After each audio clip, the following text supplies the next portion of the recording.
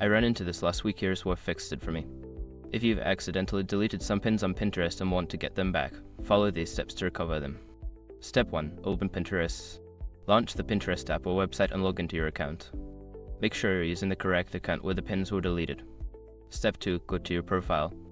Click on your profile icon to access your boards and saved pins. This is where you can find your deleted pins if they were saved to a board. Step 3. Check the Save section. Look for a section labeled Saved or All Pins on your profile. Sometimes deleted pins can still be found here if they were recently removed. Step 4. Use the Pinterest search bar. If you can't find your pins in the Save section, try using the search bar at the top.